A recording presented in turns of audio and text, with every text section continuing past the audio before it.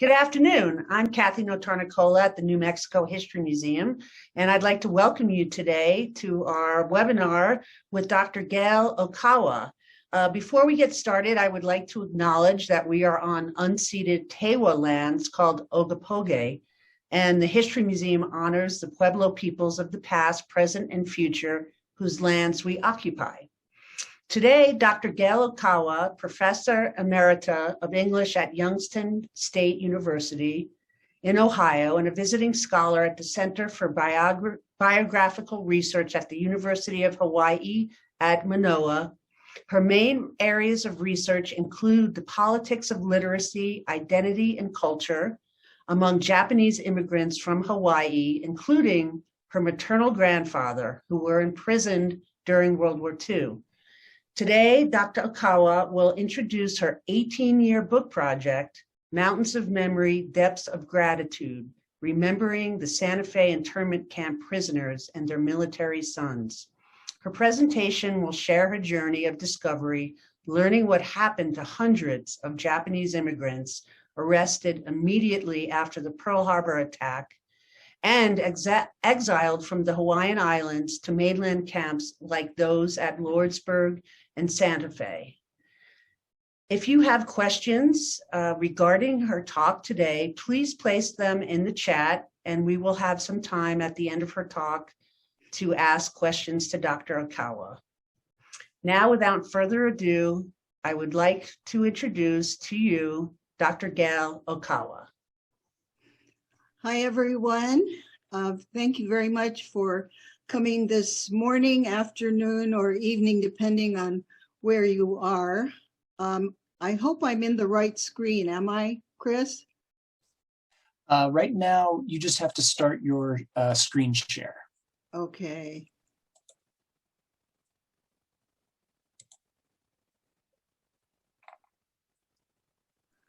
Is that right? Yep, that's good. Okay.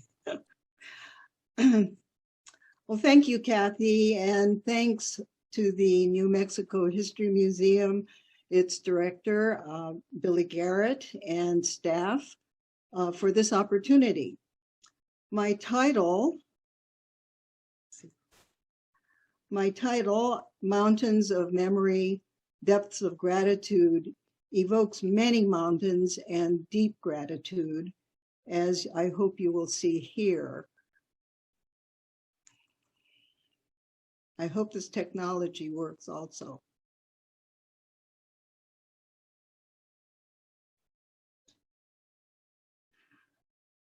I'm grateful to speak specifically to honor our American veterans with stories of World War II, specifically of the service of Japanese American soldiers who fought in the Pacific and Europe, despite their fathers being imprisoned in DOJ camps, Department of Justice camps, like the Santa Fe Internment Camp, where the Casa Solana neighborhood now stands in Santa Fe.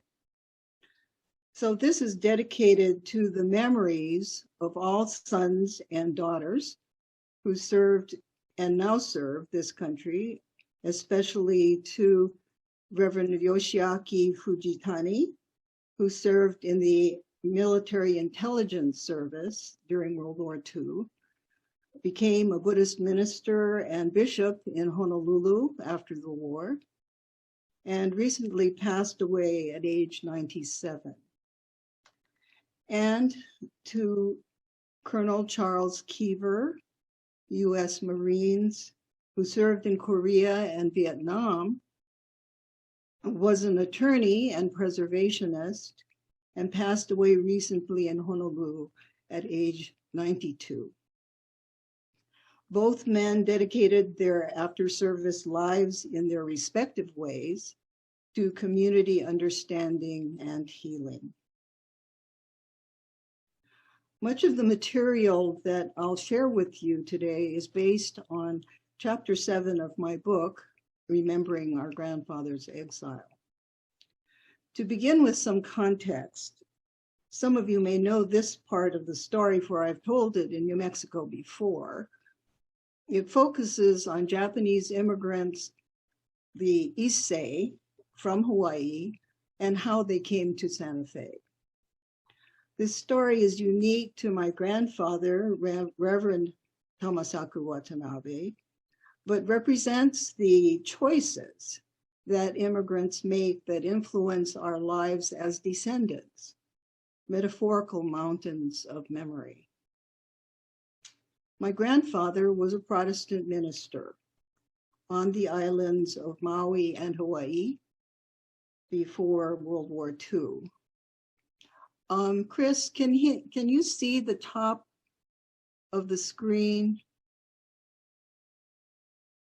I hope everyone can see the top of Yes. Yes. Where, yes, yeah. Okay, mine is actually hidden, so it's hard to tell. So my grandfather was a Protestant minister. Here he is with his Sunday school flock on Maui.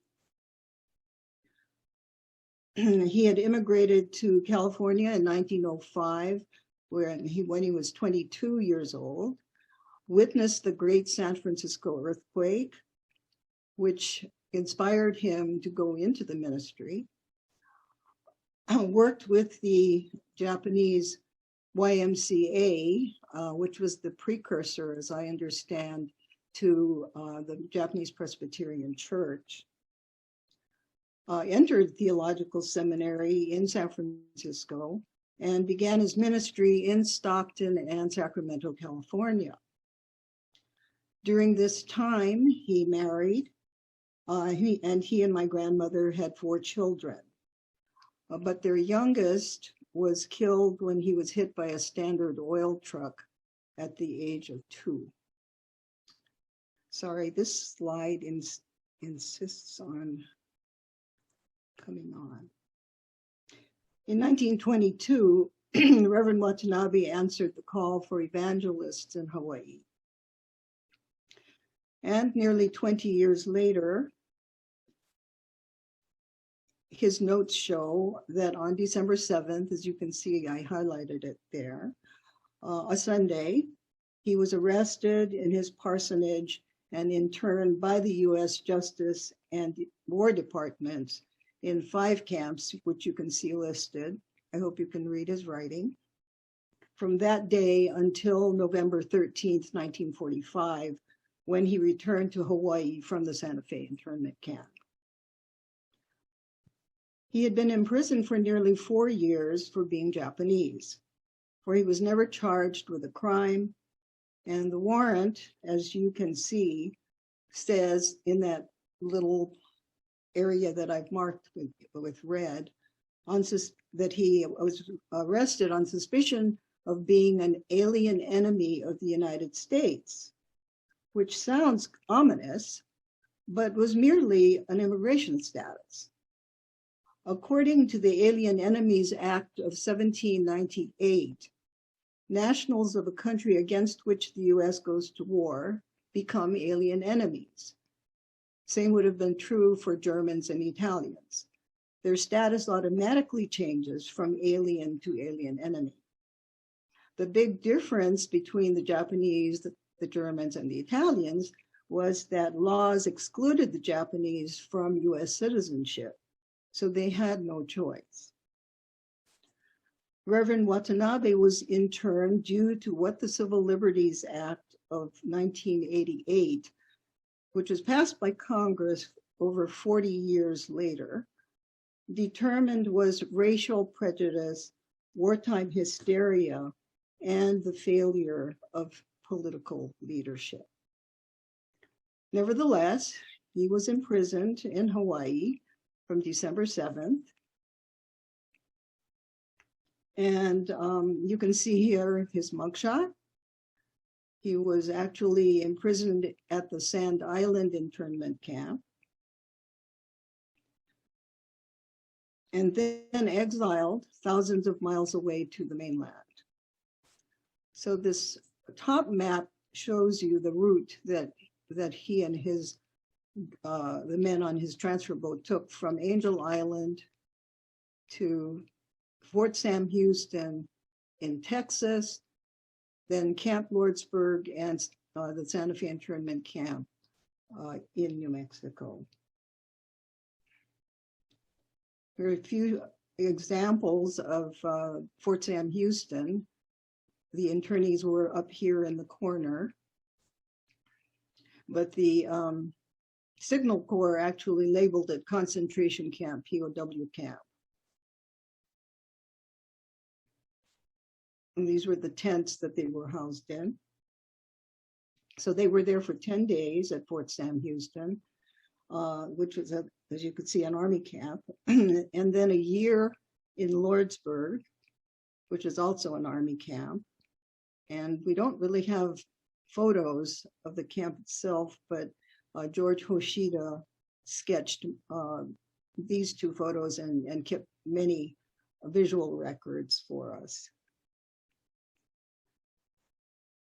They were 2.5 years at the Santa Fe Internment Camp, which was built on a CCC camp that already existed. And here is an internee's interpretation of what the camp looked like. This was also, this was run by the Immigration and Naturalization Service and the Border Patrol. And they were there from June 23rd, 1943 to October 30th, 1945. It took them a couple of weeks to actually return to Hawaii. So Reverend Watanabe was one of hundreds of men from Hawaii, one of thousands from the entire US, many leaders in their Japanese communities, imprisoned by the Department of Justice and the War Department, who actually had an agreement, a collaborative agreement, as early as July 1941, which was 6 months before Pearl Harbor was attacked.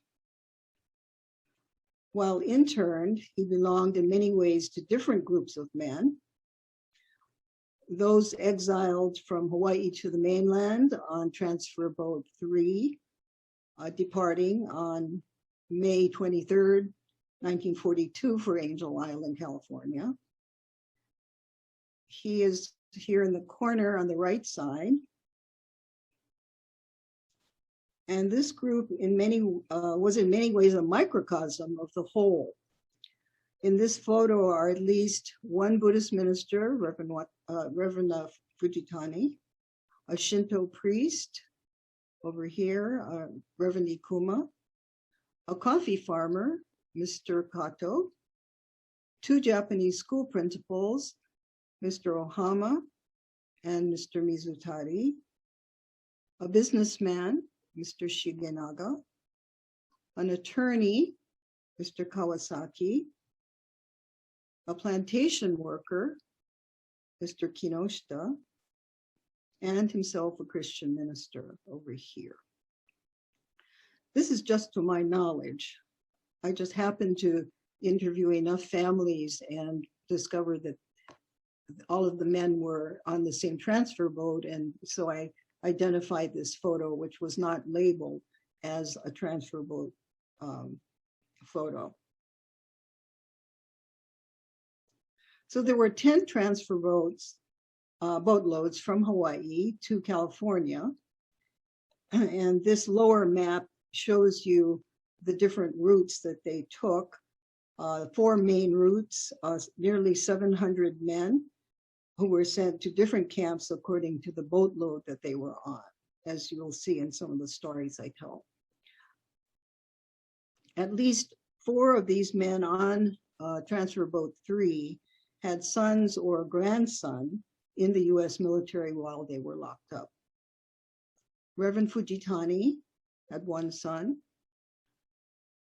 Mr. Ohama also had a son, and Mr. Mizutari had a son, and these sons were in the military intelligence service in the Pacific.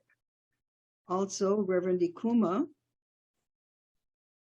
the Shinto priest, had a grandson who was in the 100th Battalion, and I'll explain a little bit more about these units later. Mr. Mizutari lost his son in the Pacific War, which is a long story in my book. The other very important group, of course, consisted of those who lived with Reverend Watanabe in Barrack 64. Here he is in the corner on the right side. And this group of men actually included another Japanese school principal, Mr. Maehara, a shopkeeper, Mr. Izutsu, a small business owner, Mr.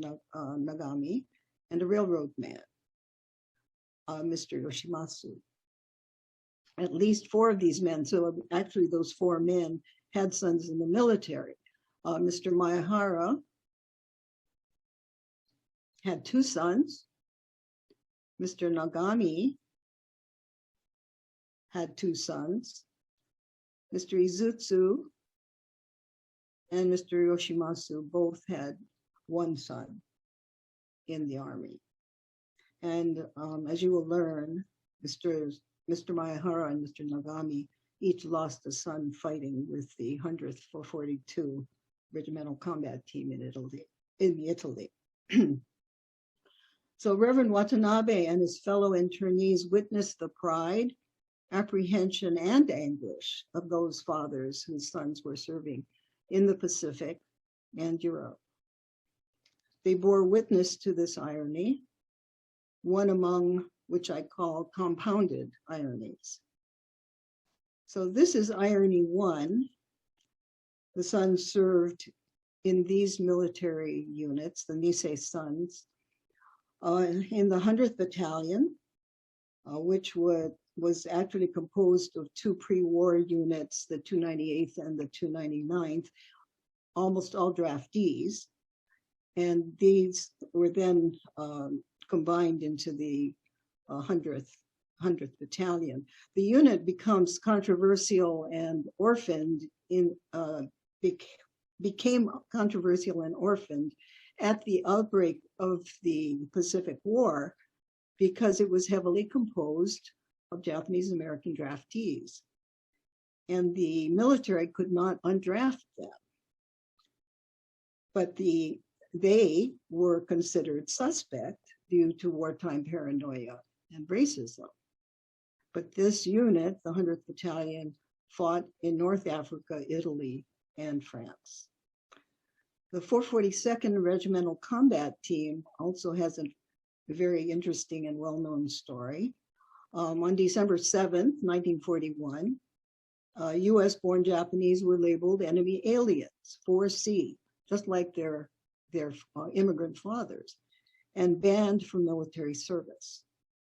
It wasn't until February 1st, 1943, that President Roosevelt was persuaded to authorize the formation of this unit, which was segregated. The 442nd was a segregated unit. And at that point, American Japanese men and women were finally allowed to enlist in the service. In Hawaii, this resulted in 10,000 volunteers, where only 1,500 had been anticipated by the Army. And some of them had fathers imprisoned in Santa Fe. Others actually enlisted from WRA camps, the War Relocation Authority camps, where they themselves were imprisoned. But this unit fought in Italy and France primarily. Then there was the Military Intelligence Service, which was actually formed pre-war. It was the least known unit, shrouded in secrecy for decades because of national security. It consisted of linguists who translated Japanese documents and communications, interrogated prisoners. There are many stories of prisoners being interrogated by men who looked like them. And they fought alongside the troops as well. They fought in Burma, the Pacific Islands, Okinawa, and were very important in occupied Japan. How I became aware of this first irony is interesting. I spent months at the National Archives digging through endless file boxes and came across a document, a list titled Japanese Civilian Internees from Hawaii with Sons in the Armed Forces of the United States. The government recorded the irony and the injustice in black and white. I remember being stunned, saddened, and angered all at the same time. This is an 11-page list of names of internees with sons serving in the US military while their fathers were locked up. Some sons were drafted, many volunteered despite, perhaps because of the intense racial prejudice of the time. As I pointed out before, with Maihara and Nagami, there were 2 sons, and one is listed here as being killed in action. In more than rare cases, there were 3 and 4 sons in military service by June 1945, when the list was revised. A total of 210 sons of 161 internees, interned fathers from Hawaii alone. Many others of, I'm sure there were many others of mainland Japanese families. How did the government officials become aware of this irony in the first place? This is an interesting case study in advocacy and literacy, in my view. I found correspondence between military and Justice Department administrators that reveals a possible answer. Apparently, Robert S. Miyata, a private from Hawaii in Company G, 442nd Regimental Combat Team, wrote a letter in late September 1943 to the Alien Enemy Control Unit, part of the Department of Justice, and headed at the time by Edward J. Ennis. It was apparently regarding his father's internment at Fort Missoula, Montana, so he had gotten shipped from Camp Livingston to Fort Missoula. This letter, and possibly others, led the director, Director Ennis, to write a letter on October 1st, 1943, so just shortly after he received the letter from Private Miyata. He wrote a letter on October 1st to the Provost Marshal General regarding, quote, the reconsideration of cases of Japanese internees from Alaska and Hawaii whose sons are members of the armed forces of the United States, unquote. So this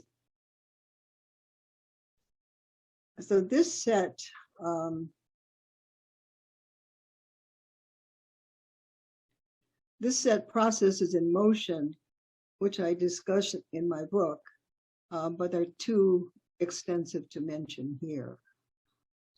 To the government's credit, and especially Edward Ennis, the moral irony of the situation apparently did not go unnoticed, and some action had begun within a month of Private Miyata's letter.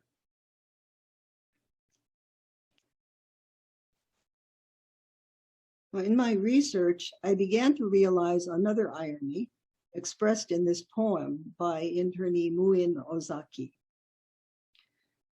The interned fathers and military sons physically crossed paths.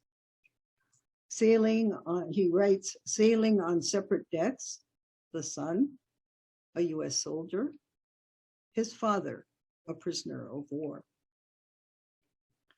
In some cases, they were on the same ship, literally or figuratively.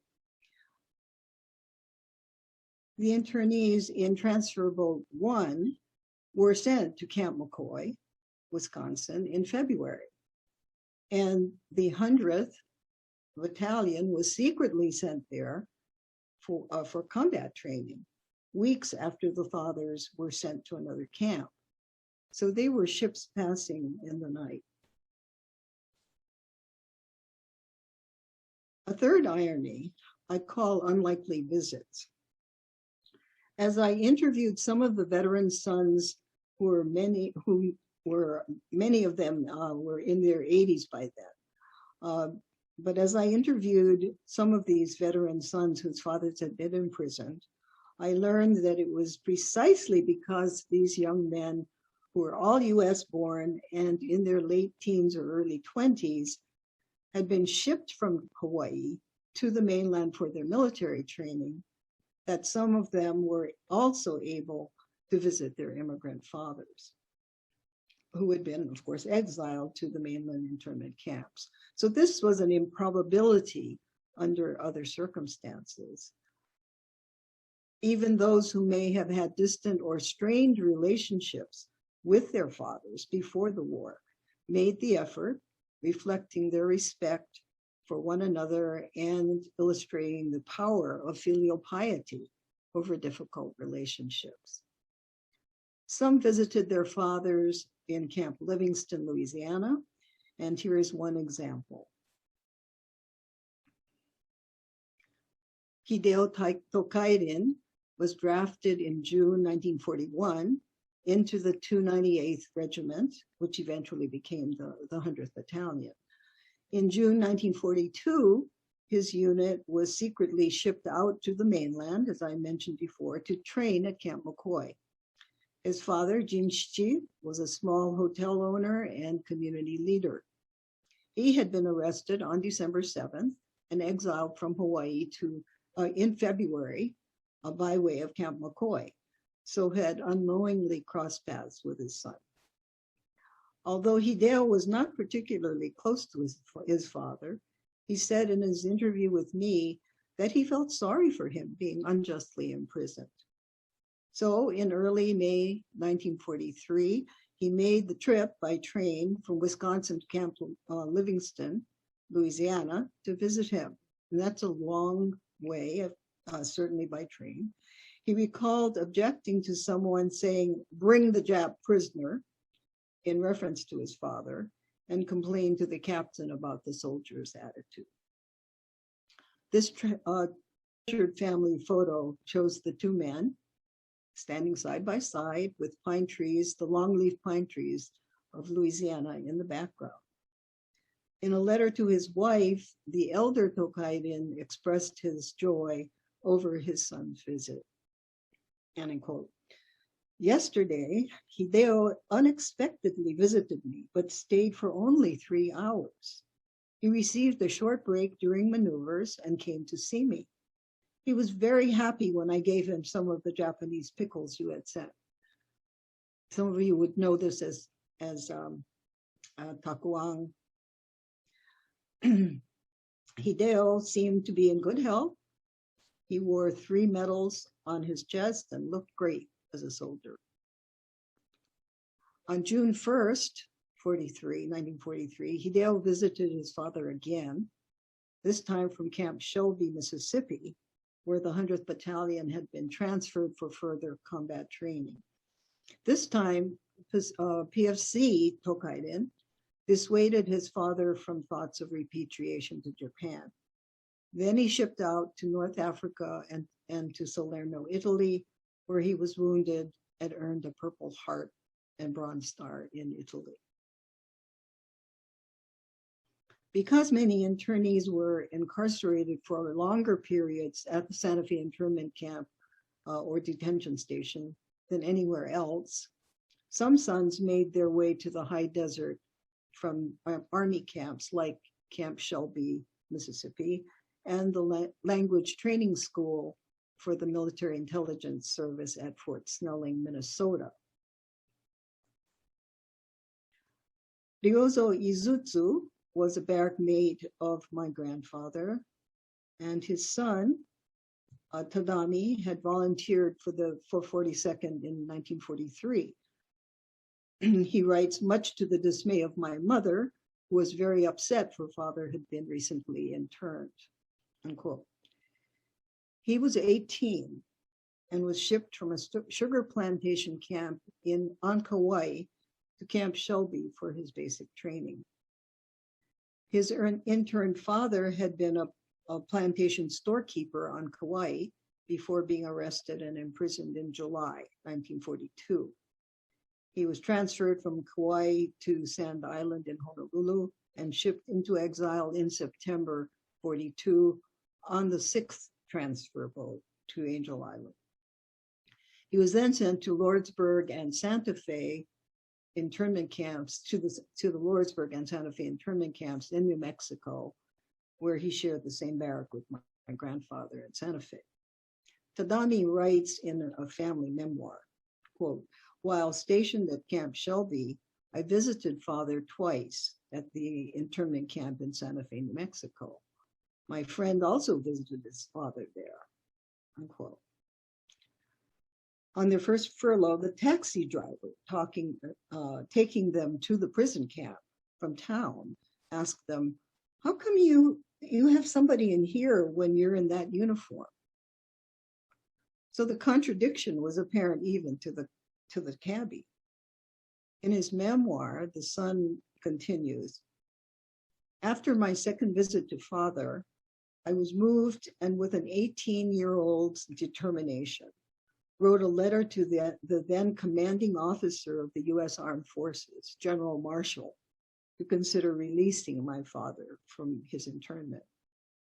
For I was now actively serving the United States of America, proof of my devotion and willingness to die for my country."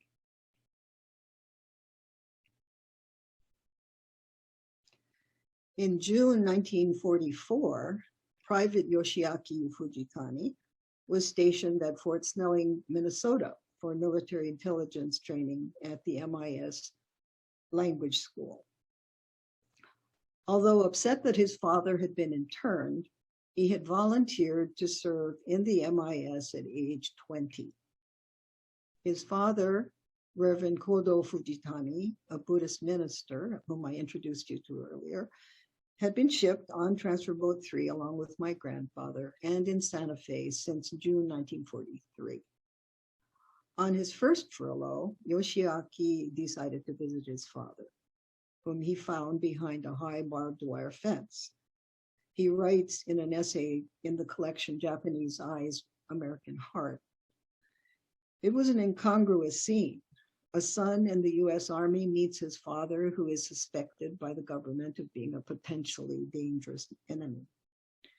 He was dressed in a tan suit, sporting a goatee. It touched me to think that he felt he had to be dressed in a formal way to greet his son who was serving in the U.S. Army." So they had a quiet visit.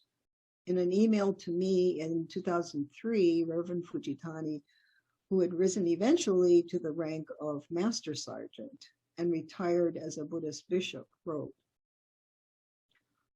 "All I remember is that we compared our lives in camp, me in the Army and him in detention camp. We were having the same kind of food, like powdered eggs and luncheon meat.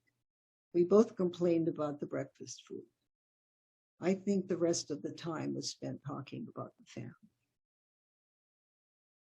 At one point, the father and son stood and had this picture taken by a photographer with the familiar juniper bespeckled hillside of Santa Fe behind the camp in the background. Decades later, the son wrote of the photograph, and I quote, "To the casual viewer, it must be an uninteresting photo of two rather grim gentlemen. But for me, it has a very special meaning, since it is a souvenir photo of my dad and myself taken right outside the barbed wire fence of the camp in Santa Fe. That picture serves as a reminder of an intensely emotional moment in my life, when I traveled hundreds of miles from Minnesota to meet my father after a separation of 2 years. About a year before that picture was taken, I had written a letter to my father from Hawaii, expressing hope that since we were not very close and unable to sit down and have a good heart-to-heart talk in the past, the next time we meet, we ought to do that, over a bottle of beer or two. which obviously was just a 19-year-old son talking big to the father he missed. When the meeting finally did occur, all the bravado and confidence deserted me. And all I could muster was, "Dad, how are you?" There was nothing else that could be said at that time. That moment is captured in the photograph. It doesn't show in our faces, but I know that we were happy to see each other. And I'm sure Dad felt very proud standing next to his American soldier son in his buck private's uniform. And one story he told me was that he actually had his father stand on a slight raised area so that he could be taller than Yoshiaki himself.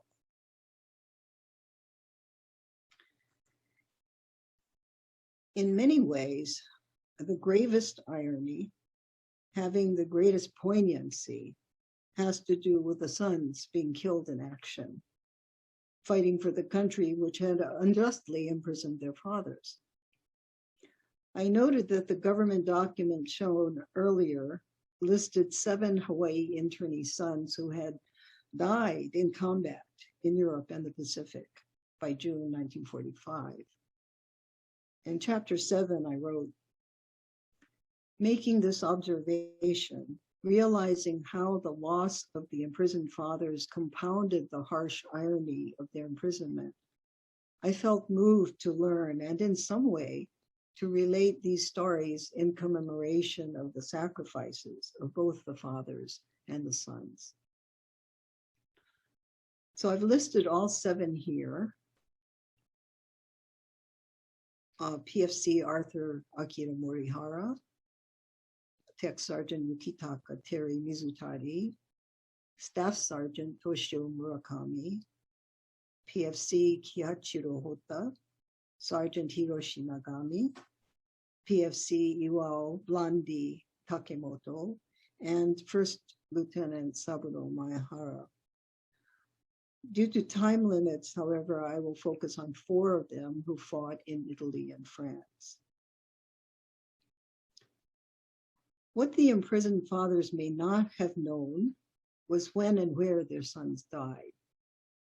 Somehow, the losses of the fathers and the injustice of their imprisonment seemed to me most acute in those moments, and these stories touched me deeply.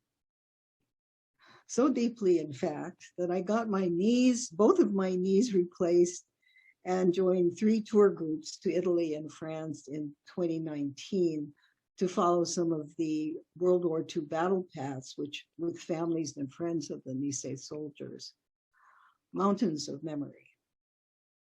So I'll provide here brief biographical and historical sketches for the son's sacrifices.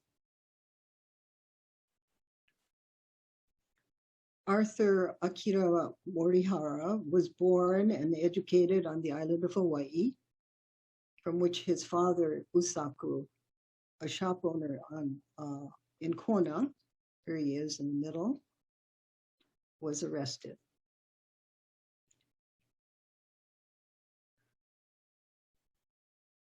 Arthur worked in Honolulu, was probably drafted into the US Army like Hideo Tokaiden sometime in 1941, before the attack on Pearl Harbor on December 7th.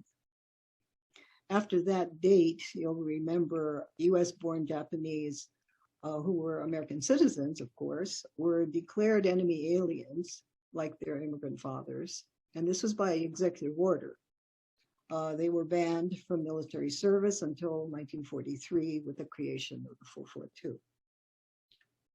After basic training on Oahu, Morihara was transferred to Company A of the 100th Infantry Battalion, which was then, as you know, sent to Camp McCoy, then Camp Shelby, Mississippi, for advanced combat training before being shipped overseas to Algeria. Of Hiroshi Nagami, my grandfather notes that he was the 3rd son of Genichi Nagami.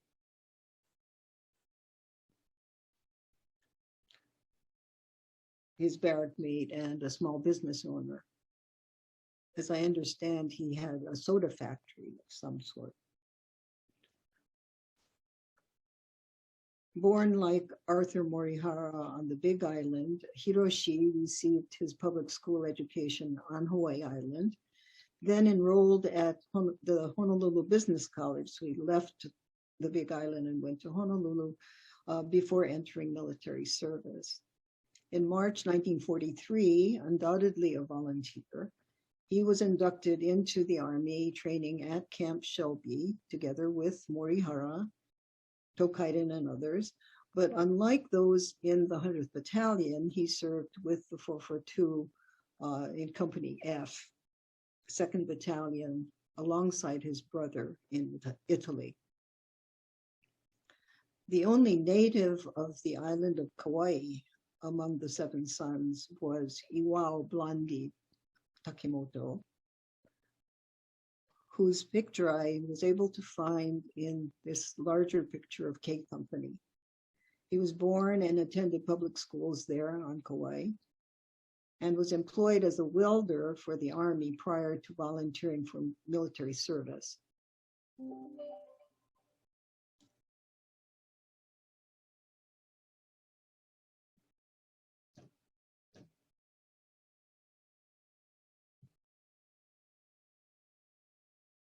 Inducted in March 1943, he trained at Camp Shelby with Nagami in the 442nd, but in Company K, 3rd Battalion, and served in Italy and France. The last of the 7 sons of Hawaii internees killed in action was actually the first to serve in the military. Saburo Maehara was from Maui, the 3rd son of Teichiro Maehara, whom I introduced you to earlier, a Japanese language school principal who was in my grandfather's barrack, and also a friend. Saburo attended public schools on Maui, as well as the University of Hawaii on Oahu, having participated in the university's Army ROTC program. He received his 2nd lieutenant's commission in June 1936 upon graduating from the university. He became a public school teacher, an agricultural instructor at a Maui high school, and in May 1941 married Louise Sasai. They had a daughter, Susan. And in an interview in 2008, Lieutenant Maehara's brother-in-law, Sam Sasai, told me that Saburo was a very caring, quote, a very caring teacher, interested in his students being successful. He also told me that his younger siblings looked up to him and considered him a leader. And he also told me that he, Sam, who also served in the 442, that Saburo looked out for him at the battlefront. His not being called to active duty until March 1943 placed Lieutenant Maehara with the 100th 442nd Regimental Combat Team, the combined unit, which I'll explain in a little while. Being commissioned as a 2nd lieutenant, he was rightfully among the officers of the 442. The majority of them were Caucasian, but it had been over 6 years since he'd been commissioned. So when the 442 arrived for training at Camp Shelby, he was sent to Fort Benning, Georgia for officers training. Valor, as you know, is paid for with casualties. The 100th left the 442 troops still training at Camp Shelby in August 1943 and entered combat in September 1943 in the south of Italy. Moving from Salerno down here towards Cassino up here. PFC Morihara was killed in action on October 23rd, 1943, when Company A was part of what war correspondent Lynn Cross describes as the fight to capture the small towns of Alife and San Angelo de Life. So San Angelo here and Alife there. So he was killed somewhere in between this area. She says that this was the fight to capture the small towns where they were stopped by enemy tanks. According to Crost, this involved some of the most difficult fighting of the war. In the village town of San Angelo de Life, we found, on this trip that I went on, we found this monument dedicated to those in the 34th Division who died in that fighting.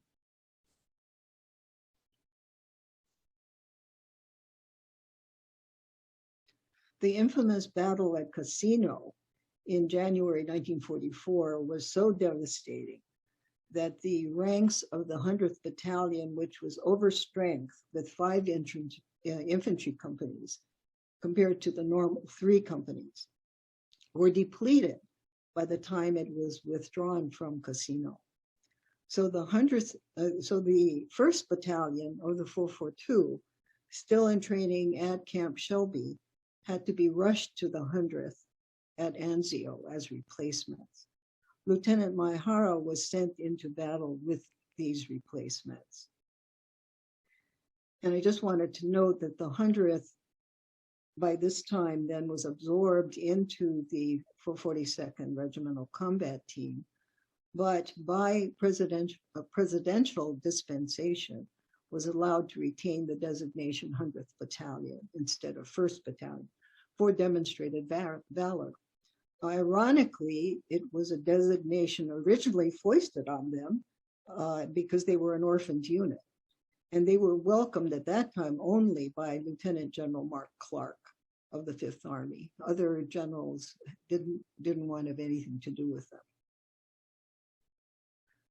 So having started at Anzio with the 100th, Lieutenant Maihara was there when the 442nd arrived north of Rome. So he was already there when the 442nd, the bulk of the 442nd arrived north of Rome in June 1944.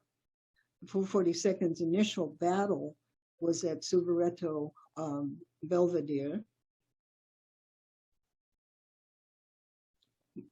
And although the 2nd and 3rd battalions, it's Subareto down here, although the 2nd and 3rd battalions had problems typical of initiation into combat, the 100th showed off its experience by skillfully maneuvering behind the Germans at Belvedere and earned a presidential unit citation for what Crost calls, quote, its brilliant performance, unquote. As the 34th Division drove the Germans north, the 442nd would have arrived to cross the Cecina River, as you can see here. It's north of that river that the Germans decided to make a stand to delay the Allied advance. And it is in this area that Sergeant Nagami, as well as Staff Sergeant Murakami and PFC Hota were killed during the Rome-Arno campaign. But Sergeant Nagami was killed near Falonica, and I'm not sure exactly where that is, but it's somewhere in this area on July 12th. According to the book In Freedom's Cause, Sergeant Nagami was awarded the Distinguished Service Cross, the nation's 2nd highest combat medal for, quote, extreme gallantry and risk of life in combat, unquote. In September 1944, the 100th 442 was secretly transferred from Italy to the south of France, and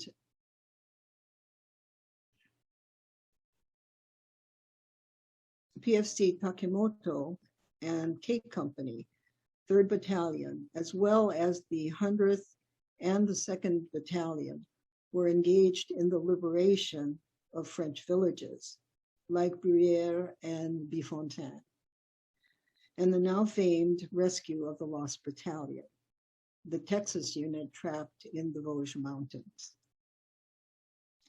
Here's Takemoto again. And a map of the area. The Lost Battalion here in the right corner.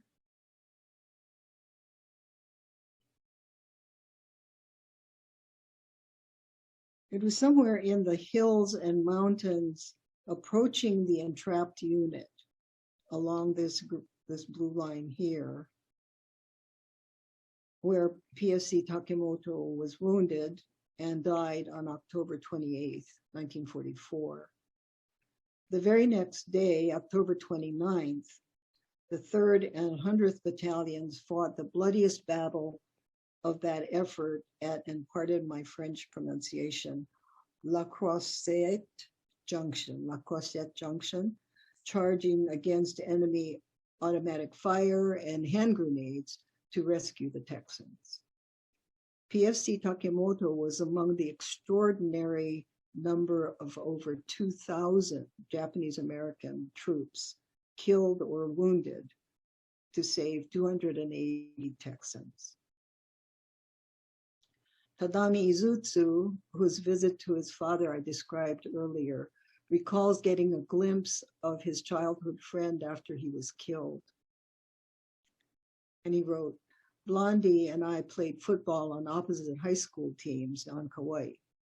He was a husky, well-built, healthy person, but it takes only a small piece of shrapnel the size of half of one's thumb to take a life. May the good Lord be with him always." Mountains of Memory. We were there in the Vosges to see the remnants of foxholes in the once treacherous forests, and to participate in the ceremony honoring the heroism of the Nisei troops in the rescue. I was very happy that I could put this little stone with his name on it, with Takemoto's name on it, as other people had done in a similar way. First Lieutenant Maehara was the oldest of the 7 sons of Hawaii Internees, the first to serve and the last among them to give his life in combat when he died on his 30th birthday, April 5th, 1945, in Italy during the Po Valley campaign. That day was the beginning of the 442nd's final campaign, the breach of the Gothic line, the line of German defenses, from April 5th to May 8th, 1945. As with many battles, success is set up by the sacrifice of the diversionary units that distract the enemy's attention from the main objective. As you can see here, the main objective was Mount Fogarito.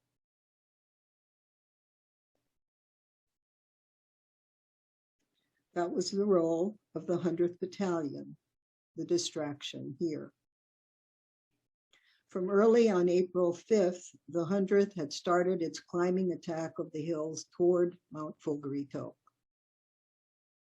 The Germans were focused on the 100th, and in that battle, First Lieutenant Maehara lost his life near Ripa, Italy, to a German mortar shell, according to Colonel Virgil Miller.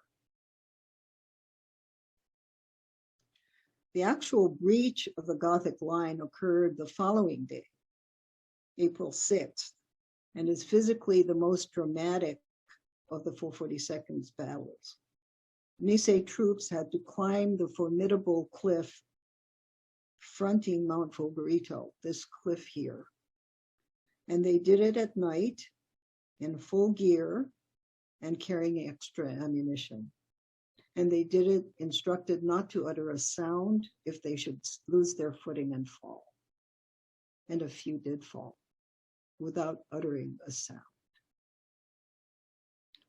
Early the next morning, they surmounted the cliff, surprised 8 sleeping Germans, and took them prisoner. And by shortly after noon, they had captured the German observation post at the summit of Mount Fogarito. One of my traveling companions, the only one who made it up to the top of Fogarito, Mr. Sakoda, took this photo from the top of the mountain and gives you an idea of its height and the many mountains beyond. This action eliminated the artillery threat in that area and was strategic in ending the war in Europe. Military historian Eric Saul has reported that the 100th 442 did in 30 minutes what 30,000 people could not do in 6 months.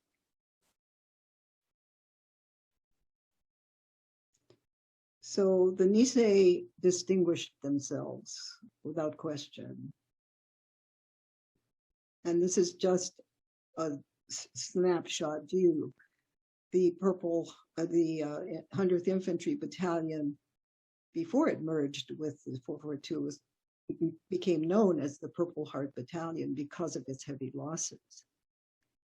And after it merged as the 1st Battalion of the 442nd Regimental Combat Team, they became the most highly decorated unit in Army history, in US military history.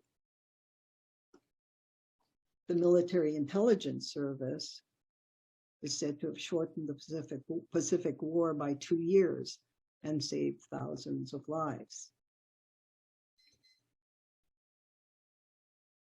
In a prison camp thousands of miles away in New Mexico, these young soldiers were not only the sons of their fathers, but also of communities of men in camp society. Their fathers' friends, men from their hometowns. They had communities of fathers. Many photos of the sons' visits show the soldier son in uniform, surrounded by men of the, in this case, the Kona Kohala community, or Kauai men. And here you can see Mr. Izutsu, the father of Tadami. One rare, rather startling photo pictures 9 unidentified Japanese American soldiers sitting in a row in dress uniforms, their buttons aligned, with a large group of internees standing in the snow behind them. And the snow, if you've been in Santa Fe, is pretty familiar. The snow-covered brush suggests a definite Santa Fe winter. And when a son died, theirs was a community loss, a shared sorrow. In his memoir, journalist Yasutaro Soga records the Buddhist memorial service for PFC Arthur Akita Morihara of the 100th, the first soldier son of a Hawaii internee to be killed in action. He writes, on December 9th, 1943, it snowed heavily all day. The roads were slippery and dangerous. It was the 49th day after the death in Italy of Mr. Akita Morihara, the third son of Mr. Usaku Morihara, a shop owner from Kona. A memorial service was held at the Lower Town Mess Hall in the afternoon, and many internees attended. This was the first service in the camp for a fallen Japanese American soldier.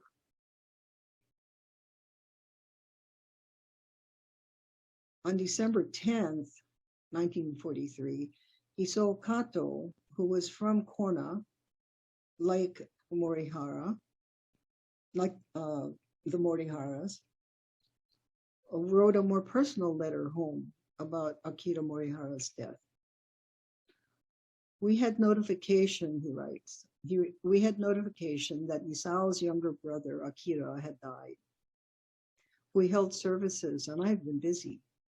Today is Akira's 48th Memorial Day. Kona Friends had a memorial service for him. From early morning, it has snowed heavily, so we had a very cold, quiet, and short and solemn service. Isao's papa, who had drained his strength and spirit, now seems to have settled some. We do what we can to console him, but nothing we can say or do is that uplifting. It is so very pitiful. How can one understand the loss of a son in battle and the father imprisoned? Many of these services were multi-faith, because you can see Reverend Fujitani, Yoshiaki's father, was one of the priests officiating, but my grandfather was also in attendance as a Christian. He was a man from Hawaii. On the same topic, Soga mentions another service. On the night of the 13th of December, 1943, internees from Maui held a memorial service for 8 Japanese American soldiers from Maui who had been killed in Italy. The Reverends Ryugen Matsuda and Tamasaku Watanabe delivered sermons, and Mr. Tokiji Takei said a few words on behalf of the families. It was later reported that of Japanese American soldiers from Maui, 8 had been killed and 180 injured. And now in December 1943, when these Nisei soldiers killed and wounded in action must have referred primarily to members of the 100th Battalion, who, like Arthur Morihara, were among the first Japanese American troops deployed to Europe. The 442nd didn't arrive until months later. So Reverend Watanabe, my grandfather, was not at all a stranger to this loss, but he must have felt it deeply, especially since he spoke at that service, having had a long 13-year ministry on Maui. And he may have known some of the young men even as children. So, mountains of memory, depths of our gratitude as descendants.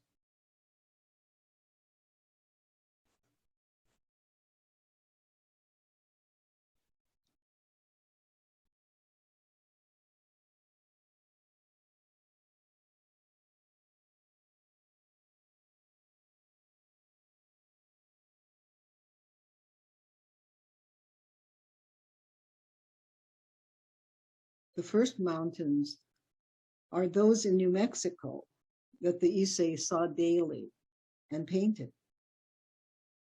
The memories those mountains evoked for them.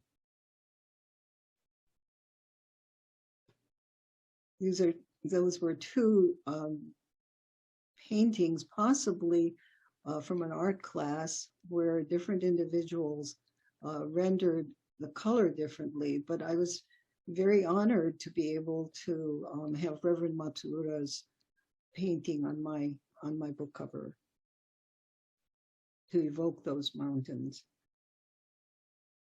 Our memories and gratitude go to the Issei, who withstood the injustice and the insult, survived their incarceration with dignity, and returned to their lives to allow for ours, our fathers and our grandfathers.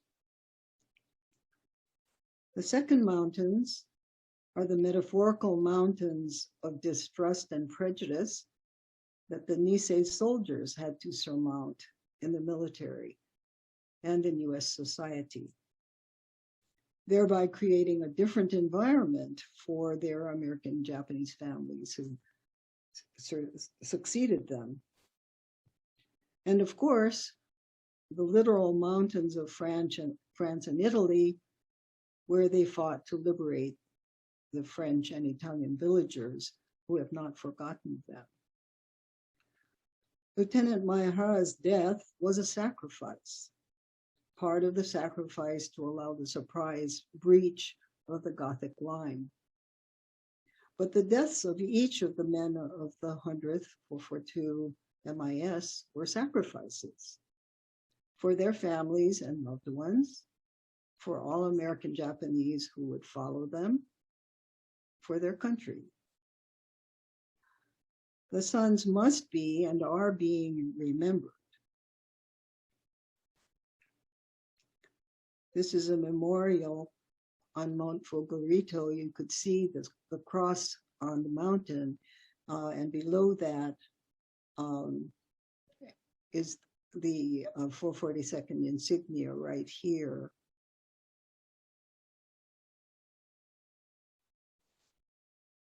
I thought this was also very moving, that Ed was able to write this note, I'm assuming,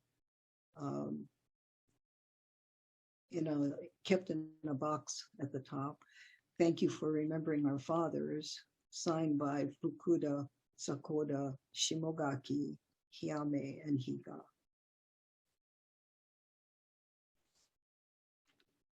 Sadao Munemori, this memorial to Sadao Munemori also exists in Pietrasanta, Italy. He was in the 100th Battalion. He died on the same day in the same attack as Saburo Maehara. And he was the first Nisei to receive the Medal of Honor, until 20 others who had been overlooked were upgraded to receive the Medal of Honor. But this statue is in this beautiful little square in the middle of the town.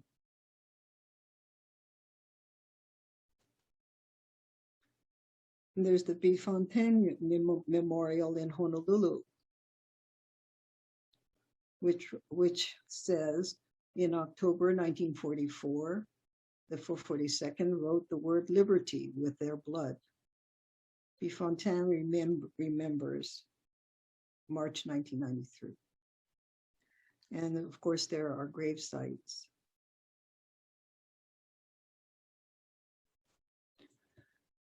When we were in the Vosges, a parade and ceremony was held by the village of Gruyere to honor Lawson Sakai, one of the last 442nd veterans unable to make the trip.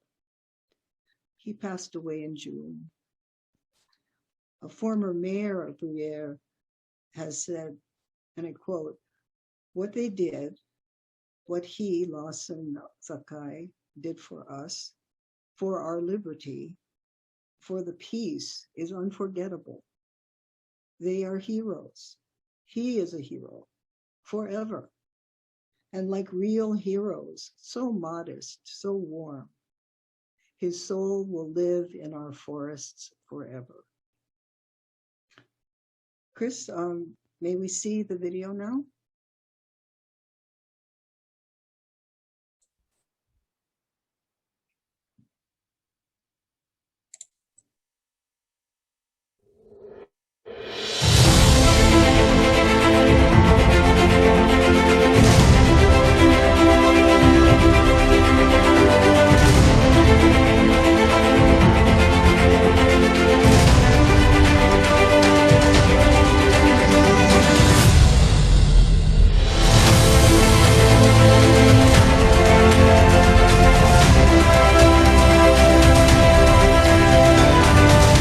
Aujourd'hui, nous avons commémoré le 14 juillet la fête nationale et la libération de la ville de Gruyère par les Américains.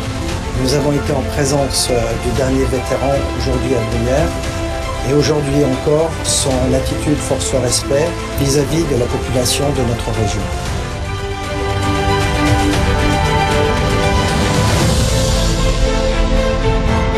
Les Américains, c'est nos libérateurs, hein. Ils sont combattus, ils étaient tout jeunes. Hein, là, il y a des vétérans, il y en a un qui est là, il a 96 ans. Il était tout jeune, il a combattu avec ses copains. Là. On est ému devant les monuments, on le sait que moi ça choque, hein, c'est à l'âge là. Hein. La population locale a été durement touchée ici. C'est pour ça que nous organisons des manifestations comme aujourd'hui, pour leur dire encore merci et cultiver le devoir de mémoire.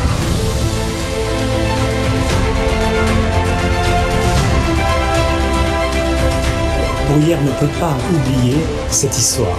Il faut savoir que les combats de ces hommes ont été absolument héroïques et j'ai tenu à saluer dignement M. Lawson Sakai parce qu'il était là il y a 75 ans, il a été blessé. Je tenais absolument à le mettre à l'honneur, même si c'est le 14 juillet et dans le cadre de la fraternité des peuples, je trouvais que c'était tout à fait approprié de l'honorer. Ici, on y pense encore souvent et on tient absolument à conserver cette mémoire.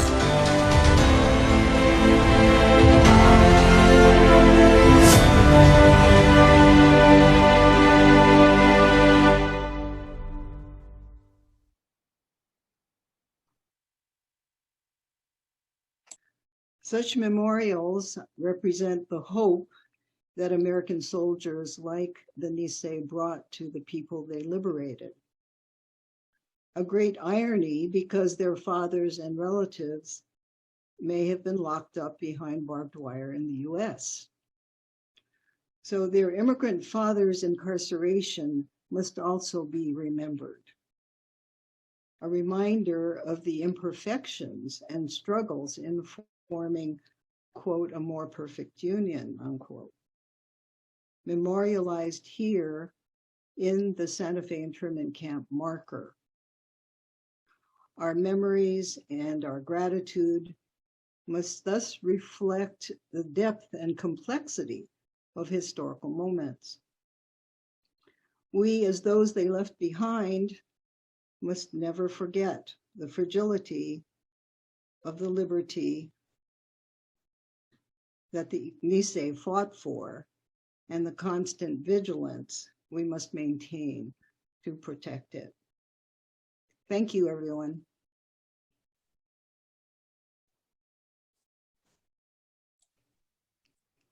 Great. Should I go out of this share now? Yeah, we can end your share screen. Share. Okay. Here we go. Okay, thank you, Gail. That was incredible. We appreciate your sharing of your story, of your journey and your research. And we actually have some time now to have some questions. And we do have a question in the chat from Tom. And his question to you, Gail, is there any information about whether the men who served in divisionary operations were aware of their role? Aware of their role? Yes. So the men who served in divisionary operations. And that is from Tom Copeland. Oh, I'm not sure exactly what he means by divisionary. I think it's diversionary. Oh, I'm sorry. As diversionary. The role as diversions. Oh, diversionary. Sorry. Diversionary roles. Where so in other words, were the soldiers in the 100th who were diversions from the main assault on Mount Fogarito, were they aware? Correct. I imagine that those at the, in the leadership roles may have been aware. And Lieutenant Maihara would have been one of those in the leadership role. But as far as the average soldier, I don't know the extent to which they would have known that. Mm-hmm. Okay, we have another question from Michelle Kells, who also is thanking you for your beautiful and moving presentation. Such incredible research and stirring reflection. I am especially moved by your conceptualization of metaphorical mountains of memory and compounded ironies as a way to organize these stories and histories. I am wondering about these extended metaphors and their implications. Mountains of memory represent the above the surface narratives. Depths of gratitude represent the below the surface narratives. My question is, what does the surface line represent? Is the surface line above which memory and gratitude rest U.S. national identity and citizenship for these Japanese American families? Michelle's question is incredible. Uh-huh. And actually, it would be something I would need to think about, because this is actually a conversation that is, I guess, quite current in the field of, in the academic field that she and I at one time shared. And I'm very interested in knowing more about the terminology, because I've been out of this for quite a long time. I'm wondering if Michelle could clarify the separation that she's making between the mountains above and the mountains and depths. In other words, I see this as a, in many ways, as a visual and emotional metaphor, kind of metaphor myself. One of the things that impressed me the most when I was on this long journey in Italy and France were the literal mountains. And the fact that these young men from Hawaii, many of them, not all were from Hawaii, of course, but the ones I related to were the ones from Hawaii, and that they would have, this would have been completely unfamiliar terrain, you know, just physical terrain, from the island kind of environment they would have been used to. So that the fact that they were able to surmount the physical mountains, or to fight in the physical mountains, was so impressive to me, because it also started to represent other things to me as I was traveling, and especially since I've returned.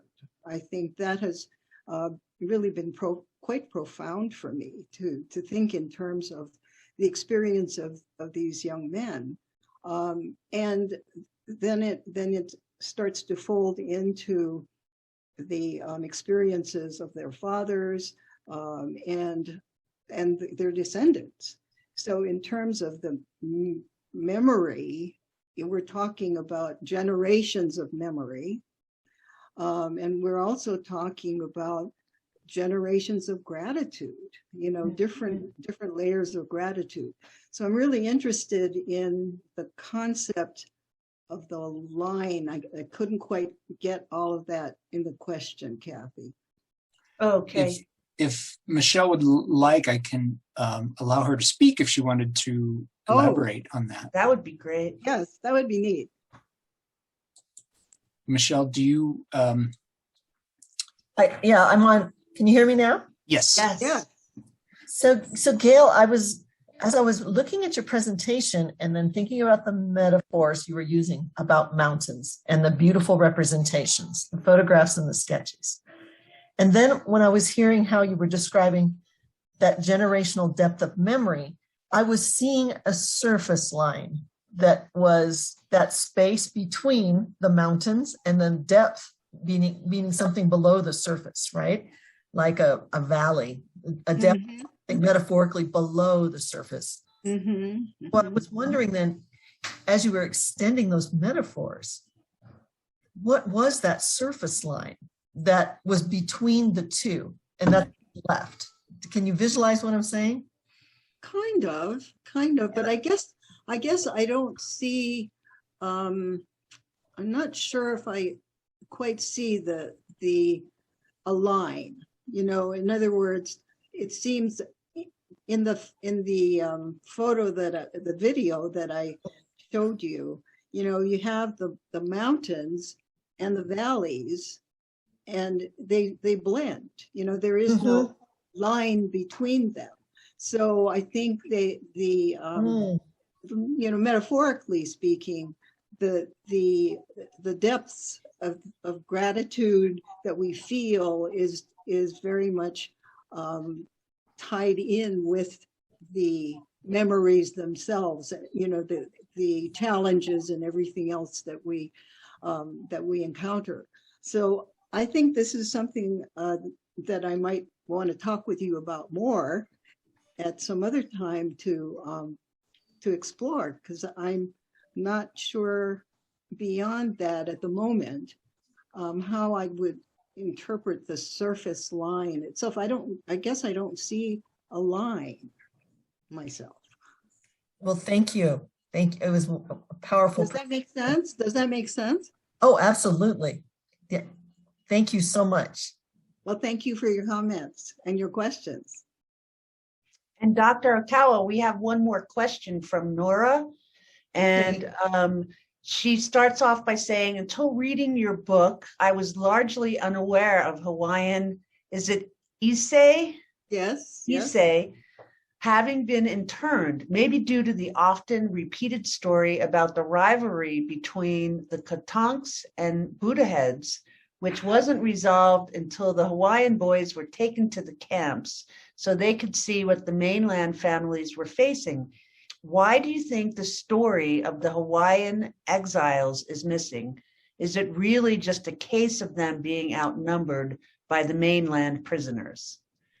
I think that may be a factor. I think that's a really interesting point, actually, I think the Hawaii men, because they were really a minority, that the Issei who were sent to the mainland camps were a relative minority compared to those West Coast people who were taken, completely. Everyone was taken on the West Coast. So even when you think about the Hawaii population, the Issei were selected. This was a very selected group, primarily community leaders, and they were taken away, on the first day. It's very, very, very secretively, in a way. I mean, the whole thing was quite secretive. They picked them up and they just took them away, and so families often didn't know what had happened to the fathers until weeks later. It depended on which island they were on, actually. But the fact that there was a selectiveness about the Issei fathers meant that many of the men in Hawaii who enlisted or who were drafted didn't know that this had happened. And so they wouldn't have been sensitive to internment in the way that the soldiers who were actually either drafted or volunteered out of the camps, out of the incarceration camps from the West Coast, would have known about it, of course, because they had either been drafted later, much later, but they had been either volunteered or they had been drafted later from the camps. But in Hawaii, many people, because it was such a secretive operation on the part of the FBI and the military, many Hawaiian soldiers wouldn't have known about it. And so they would have been informed of the incarceration in a very different way, as Nora points out, in relation to this rivalry between the two groups. And the story is that when they were exposed to the internment, the concentration camps that the West Coast people were sent to, that was when they really started to understand what the Nisei from the mainland were coming out of. And I think that was a major turning point, as I understand it, was a major turning point in the bonding between the Hawaii people and the mainland Nisei. Thank you. And if we don't have any further questions, I did want to mention that we are having a symposium here in April, on April 23rd of 2022, as well as a Smithsonian exhibition that will be in October of 2022 through December. And I just wondered, Gail, if you wanted to mention anything about that or just give a brief summary of what we can expect to see at those two events. Well, certainly. And I'm very happy to have ended with the image of the marker, the Santa Fe Internment Camp marker, because our plan is to honor the 20th anniversary of the establishment of that marker. It was a controversial event at the time, and we want to preserve to honor the people who participated and made the decision to actually mark the fact that Santa Fe had an internment camp there. So we want to explore not only the experience of the Issei, what happened with them, but also the experience of people in Santa Fe in relation to actually the time itself back in the 40s, and as well as the controversy in the late 1990s, early 2000s, before the establishment of the marker in 2002. So it will be the 20th anniversary, and we want to explore the different aspects of the not only the camp itself, but the controversy and how all of this relates into the present. We hope people will be interested in coming to our event and attending. Also, we intend to have a pilgrimage to the marker. So there will be some ceremony involved in all of this. And we hope that families as well as friends will come to participate. This is on April 23rd, 2022. And we are hoping that this will also lay some groundwork of understanding for the Smithsonian exhibit, which is going to be held at the museum in the fall. I believe it's in October, starting in October, right? Correct. Yes. Yeah, going through December. So, Yes. And it's called Righting a Wrong, and it is a traveling show from the Smithsonian Institution, and we will have some more information about that on the New Mexico History Museum's website. So, keep posted for that. And yes. So I think we have quite a number of events related to this talk, and that we will be able to fill in a lot of gaps, I hope, for people who are interested in the subject. Right. As one last comment, can you mention something about the documentary that we recently were able to pull together a grant, and we will be doing a documentary on the marker as well as the symposium event, and there'll be some interviewing of people associated with the internment story. So that will be something else that the museum is engaged in at the Yes, moment. we're hoping that we'll have good coverage of the event, and that a filmmaker will be putting a short documentary together so that we have a fuller story about the Santa Fe Internment Camp itself in terms of the history, the events in 2002 when the marker was established, and ties in with the current political environment as well. Great. Well, thank you again, Dr. Okawa. It was fabulous and very informative. Your research is just fascinating, and we really appreciate you. So thank you again for sharing. Thanks very much. And thank you, everyone who was able to join in from all over. It's not, the fact that Nora was able to join us, maybe from Italy, that would be just very, very interesting. And Tom in Canada and Michelle in New Mexico. Those are the only people I know of right now, but I think I have some family from Hawaii. So great. We've got a pretty widespread audience. Thank you so much, everyone, for joining us. Thank you. Okay.